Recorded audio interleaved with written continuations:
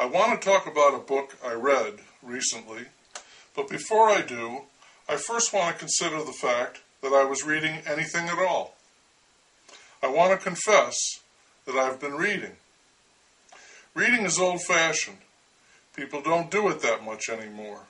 It's out of step with the times. Think about it. The world is a very noisy place, boisterous, you might say. Reading is a very quiet activity, and it barely qualifies as an activity. But it is more active, say, than watching television. It's a mental activity. Reading is very time-consuming, and it requires concentration. You have to stick with it for more than 10 or 15 minutes, and many people either don't have that much uninterrupted time or they're unwilling to make the commitment. They don't have that much time to devote, and reading is a form of devotion to something like reading. Reading isn't easy. To stay focused, your brain receiving a great deal of subtle input without being distracted, that can be hard to do, especially in our culture, which practically functions as one giant distraction. People who have a hard time staying with a single task, we say they might have ADT, Attention Deficit Disorder, ADD. Our entire culture is a seething pool of ADD. We jump from one bright light to another, constantly pump commotion into our ears. We're easily bored. We prefer big, shiny, loud.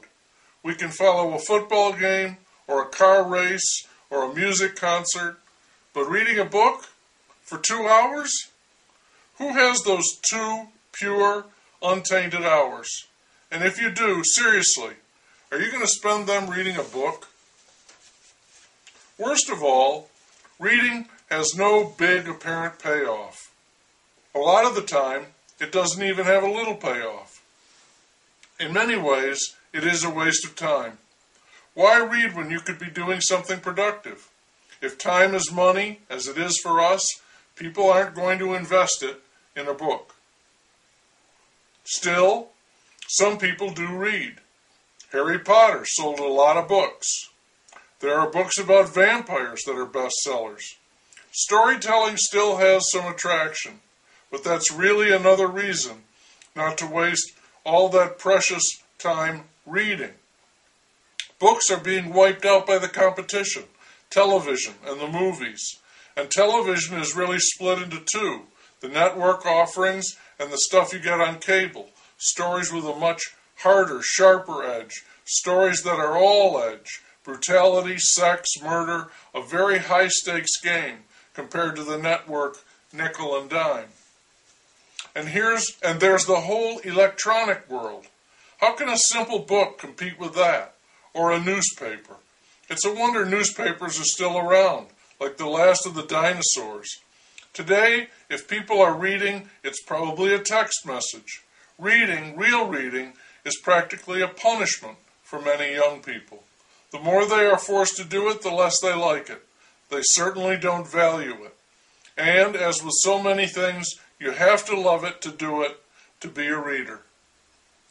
Reading is like taking a walk. The rest of your choices are more like riding a roller coaster or a dirt bike or skydiving. And it's getting even more intense with HD and 3D. Poor old reading is 1D. Some people still like to read, despite any of this. In fact, many of them read despite all of this. They revel in reading and scorn the modern contrivances. They're considered snobs, elitists, irrelevant in any conversation about the ways of the world, a tiny tributary out of the raging torrent sweeping into the future.